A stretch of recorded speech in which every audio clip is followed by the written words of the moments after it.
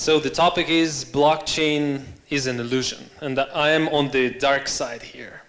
I will be proving that it is an illusion today. So what blockchain brings us now for us people that we're sitting here at the stage? Maybe it can bring us to a new finance level, maybe it can bring us decentralization in supply chain, maybe in insurance or somewhere else. Yeah, it can. Why not? Of course it can. Maybe it can make processes more transparent, cheaper, and so on. Yeah, it can, and I guess it will. But guys, do we really need all that now? We sitting in this wonderful room are already happy. We are already lucky. We have everything. We have money. We can travel all around the world with no borders. We have families. And if I ask most of you here in this room, are you happy? Are you lucky? You will say yes, right? All of you are happy and you have everything in your life. You are born with this. You are born with freedom to live the life you want to live, right? So who really needs blockchain? Do we people, like the people, right? Do we need it in Switzerland, for example, where we already have everything? I guess no. Even if we delete blockchain from our life right now and get back to 2009 and ask Satoshi not to do that, we will be happy. We will have everything, and we don't need blockchain to be more happy. We already are. But I do think you already know what I will be speaking about, and most of the speakers today and yesterday mentioned that there are people that really need that. And when we talk about these people, we can't say we, because they live totally different lives. These are the people of developing countries. Many countries in South America, Africa. I've been to India, I know, and I saw how they live. For them, decentralization now is an illusion. Maybe for us not, but for them, yes. It's an illusion, they don't have it. But when we say we, and we say decentralization, we all should think, we should say for all of the humanity, right? So they can't simply document their homes, they can't vote for the government they want because it's wholly corrupted, they don't have transparent elections, they have nothing. They cannot even verify their identity to prove they do really exist. And even if they do, they can go and they can travel because they are not allowed to visit like developed world, right? For example, for my conference in Singapore, all of the people from Africa were declined with their visas. They couldn't attend the event, but I gave them the free tickets. So that's what I'm talking about. I'm talking that for the developed world, decentralization is an illusion, and we don't really need that. But it can become not an illusion if we refocus, if we set the target for our community. Instead of thinking about the rates on CoinMarketCap, raising funds for ICOs, or taking Bitcoin as an investment thing instead of thinking of that as a payment thing, we should really refocus and set a target for us to make decentralization not an illusion by bringing all of that people to the society that we used to live in. And only by setting a target like this and achieving this goal, I could say that it's not an illusion. And I do understand what you will be talking about the decentralization and, for example, in Switzerland, a really great government system where it's really democratic and so on, about maybe transparency with which the blockchain can bring. But I guess that all will only be approvals to what I've just said. So I don't think there is really a need for that battle to prove that for us decentralization is an illusion now. And just let's unite the world by setting a target to bringing real world valuable use cases built on the blockchain. Thank you.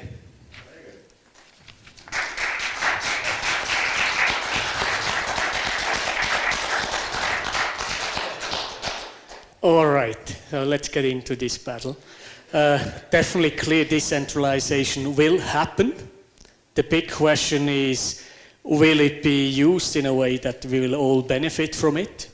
because fact is, since the financial crisis, since the latest data breaches by intelligence services, now the Facebook scandal, etc., I think it will encourage people even more to get back the autonomy and the responsibility, but for this you need the right support, and that's where I believe that blockchain and smart contracts and electronic IDs, data, personal data, which can be shared with these new means of technology, will basically make it happen. But then, of course, we have also the examples how China is extremely fast implementing these new methods, and it's very obvious to me that they obviously use decentralization also to actually keep central control. So that's the other view I have, and I'm totally aware of this too. But now there's no better place than Switzerland, obviously, to manifest that it is possible to use all these new technologies for the benefit of the humans in the whole world. Because we have probably the direct democracy which is most advanced, and it's not just come across because someone told us you should be now a democracy, as we saw in some other places around the world, e.g. Iraq, just as an example, because it's built on almost, I don't know, 1200 years or more.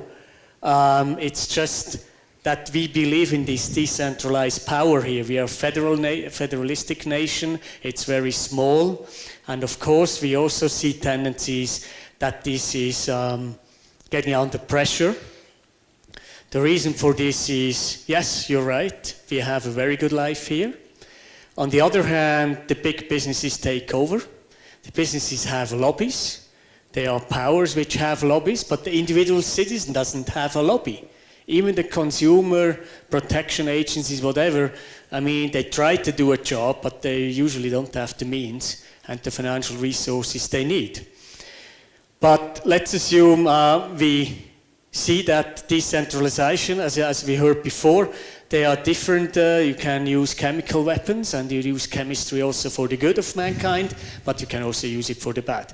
So I'm of course the good guy here, and I think we need this decentralization to balance the power again of us individuals as a community, also when it comes to the government, because we see now the abuse of power by the governments. We see, especially we here in Switzerland, see what's going on in Brussels. They take out taxes more and more, they accumulate these become like self-feeding monsters. I'm not a Brexiteer, by the way, but I'm Swiss.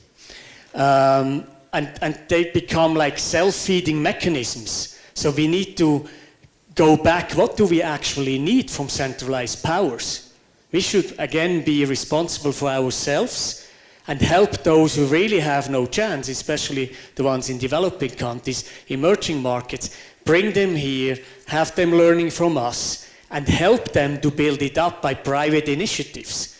Because these big, whatever, United Nations, and we heard it before, and I fully agree how they function. Was Marcelo, I don't know where he is actually now, there he is. I fully agree with that statement.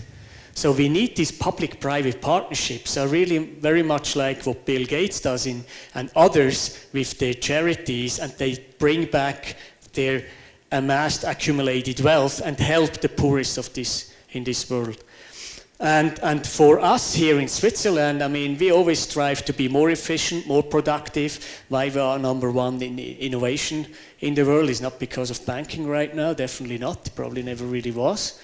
But it's because we export our knowledge, our capabilities, and others benefit from it, and of course we generate the value and we keep it here in Switzerland, and we should actually do the same in this new world of the internet of value, the internet of money, and in these decentralized systems.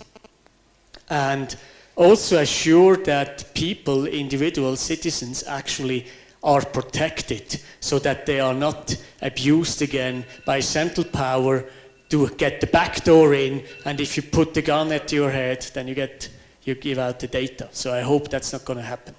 Okay.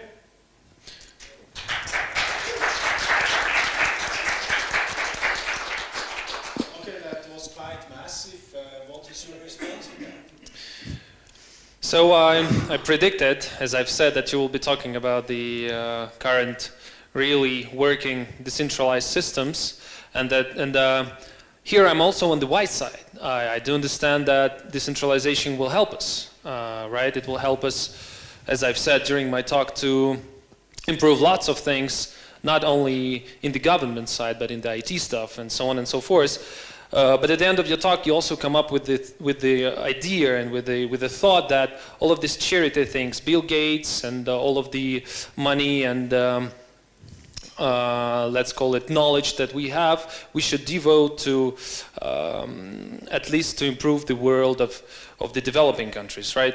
So what I can say here, I mean, like, I will stay on my opinion here. I do understand and I do believe that of course it's happening right now in our world, in Switzerland, right? And you are a very good example of a person that does that. But I still keep to a conclusion that I've come to, that all of the things that we are doing now is mostly driven by the idea to be better ourselves, to have more money, to live simpler lives. Anyway,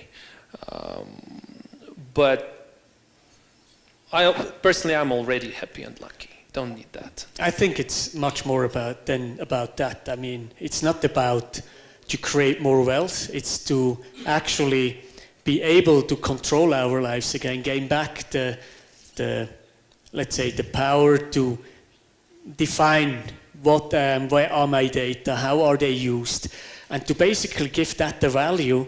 And of course, I wouldn't expect to get rich for it, but let's assume that we are actually the owner of our data and we provide them to a bank, to an authority, and we get a voucher token for this. We can exchange it with others, and others do the same with us, so we can build communities, we get together like this, we strive for a common goal. And I think that's one of the biggest challenges. How do we make that happen? That communities build themselves, and here we have a community, we have more or less the same views, different ways how to achieve it probably, but more or less the same goals, but how to bring that together. And the other thing is, how do we actually win the majority? And that's the big problem we have probably.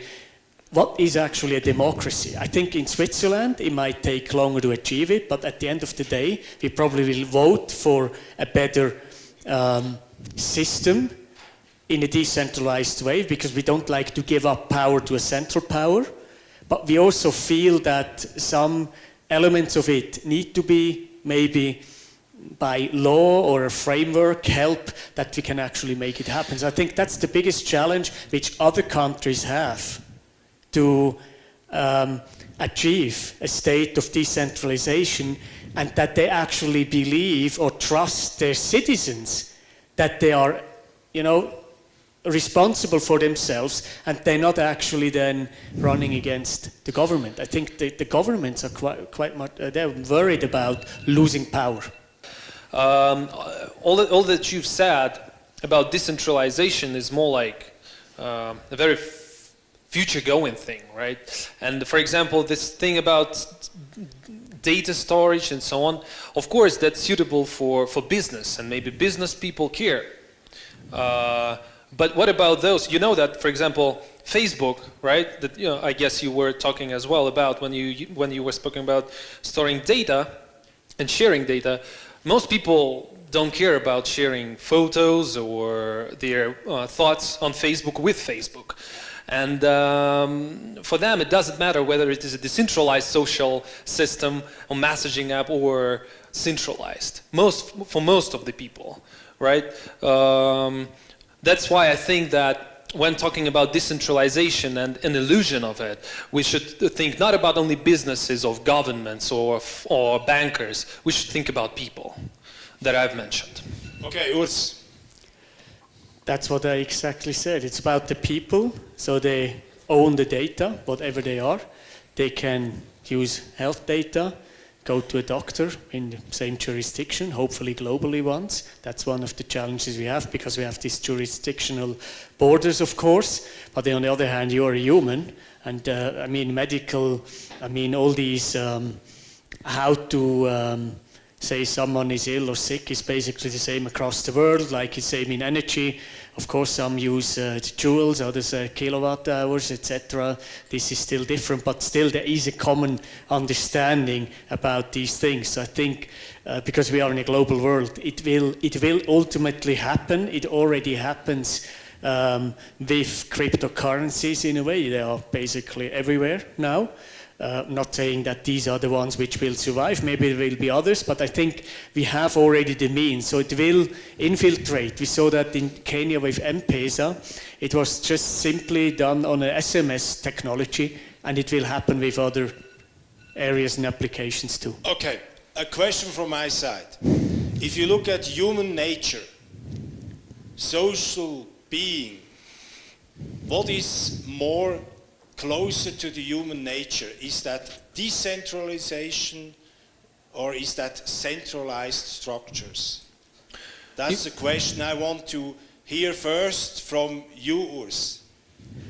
Good question. Yeah, I believe that when you look around now at the diversity we have in all dimensions, it's obviously gender issues, then the background, the lifestyles, then the state of where you are in the development of a human or a country. I think it's going to be more and more diverse. We're going to go back to tribes and communities, and they will cross boundaries, so cross the national borders, and I think that's why they then become social within their common understanding and visions and worldviews and whatever you have. And that again will challenge the borders which we have today, the legal borders of countries. Sure. The human nature, if we take a look into the history, everything that we have now was brought by centralization.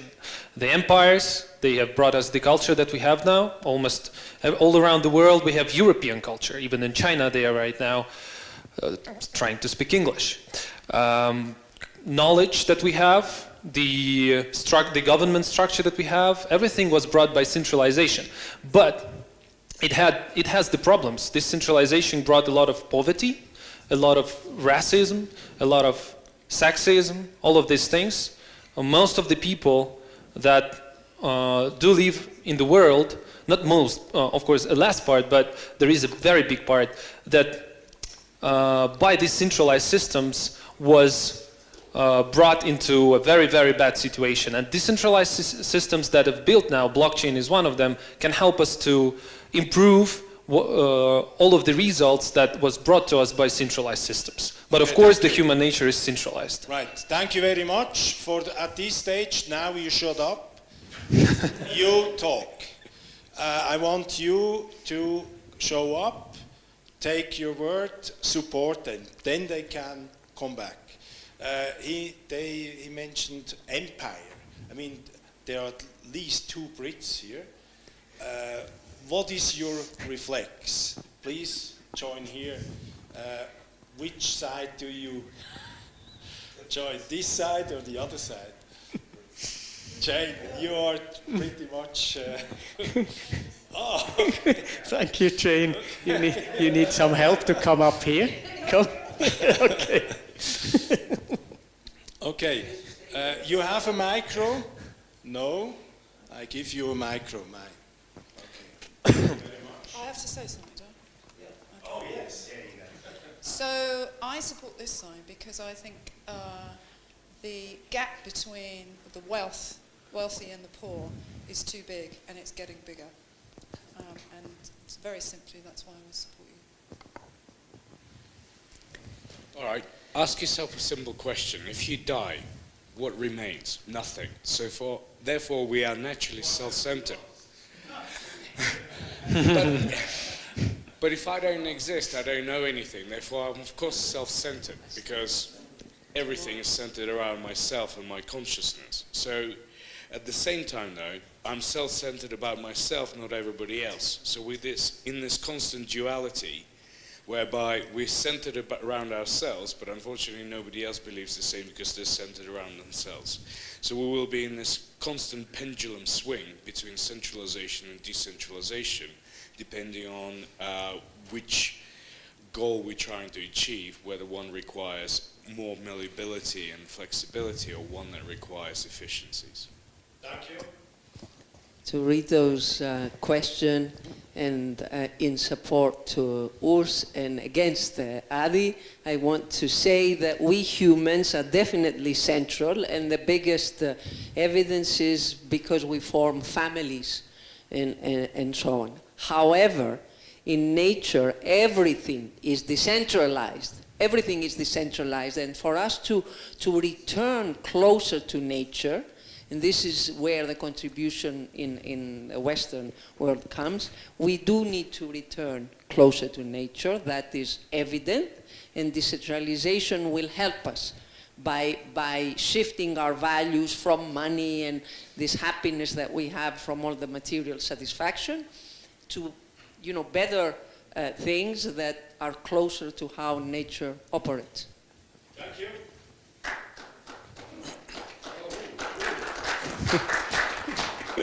Well, I completely disagree in terms of nature being completely decentralized. I'm just thinking about beans, the Bienen. The human being. The bees. Oh, the bees. Highly centralized functioning, let's say, population. And the argument that blockchain is really decentralizing or let's say the population or the society, I would hope, but I don't see it coming. Just think about an Uber or an Airbnb going blockchain. It will always remain an Uber, and it will always remain an Airbnb. It will help people because it's more efficient, but at the end it will be centralized and administered by a couple of people, even if it's a foundation or whatever other, let's say, form of organization. Okay. Why am I supporting the idea of blockchain decentralization? Because the idea of it is so beautiful and it's so relevant for society. If you review history of mankind, there is some milestones in society building. The invention of democracy. Decentralized voting, centralized governing. The Greeks invented it, the Romans took it over, they corrupted it, and they turned it into dictatorship. And then we had religions, the church, very much centralized. And then we had the age of the Enlightenment. We had the separation of religion and state. And the beauty of the idea of blockchain is the separation of state and money. And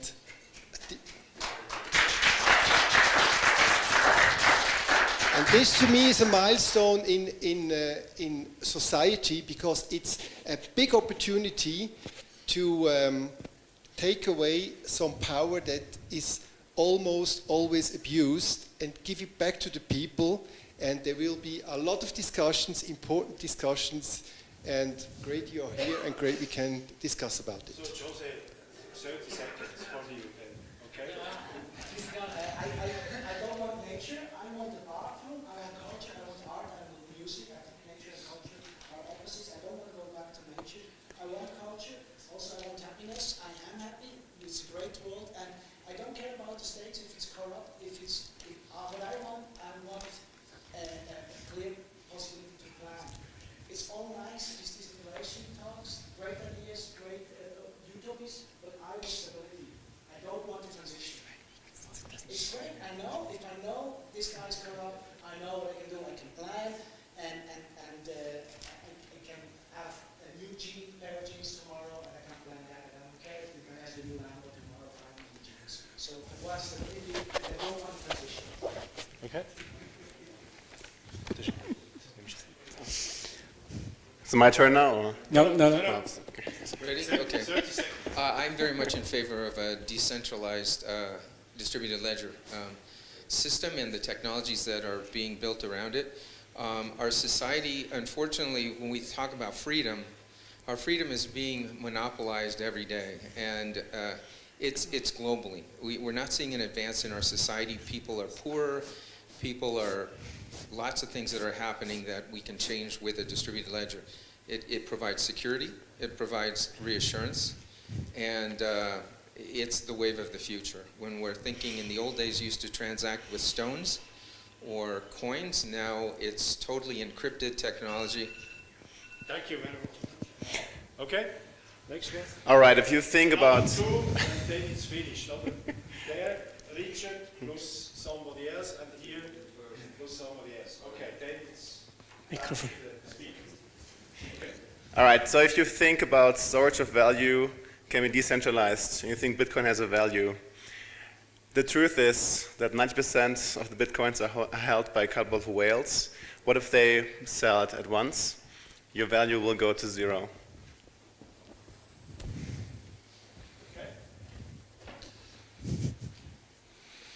Okay. Hello? Yeah. If I remember about one of the most centralized organizations, communism, it destroyed himself. Internet, as we see, is the perfect, Internet 1.0 is the perfect digital transformation of communism, because it tends to be centralized by many parties. It will destroy himself. And I think centralization is the real illusion. And decentralization is always the end. So the last word that I just heard from the opposite side is that decentralization is always an end. Until this moment, it was never an end. And the real decentralized system as it is was never well implemented. That's one thing. Second thing is that when talking about separating state and money and other decentralized things, I see people always thinking and talking about themselves, right? And that's what I've said at the very beginning. Think about others, and I will finish with the same words that I've said when I just started, in order to really bring decentralization and make it not an illusion and not just to dream about it. Think of others and implement it where it is really needed, but not in the spheres where it can live without decentralization. Yeah, I would conclude what I heard from Stefan especially. The abuse of power is something which people more and more notice, and transparency was brought by the Internet 1.0. Now the next evolutionary step is, and we all evolve as a human being, as societies, etc. And I believe because of this heterogeneous world, which we see more and more because we know about the whole world, we will have these new communities building. And because the democracies, and mostly are obviously Western countries, because they're not immune against the abuse of power, I think that that many people see that now, that they want to gain back the control. On the other hand, we also see when we vote, and we vote often in Switzerland about different things, initiatives, referendums, and so on, that there is still an illusion of many people and citizens that they believe in the government. And I think that's also an illusion. So it's a bit contradictory what I say, but at the end of the day, I think the desire to win back control and have the autonomy and decide about my own data and how I use it, that will take over. And if the governments are not accepting this desire, they will just probably face unrest and social unrest. And we see that in some countries. We see it. I mean, they are like around 25 years old in Spain. They're like, I don't know, 25, 30% jobless. That's quite a big potential for unrest. And this is just one of the examples. And because the individual citizens have no lobbies like the businesses have, they will ultimately see the value of decentralized systems. That means blockchain with all its applications, smart contracts, and also the means and the mechanisms of exchange of value. So I believe that's why decentralization will win. Okay, thank you very much.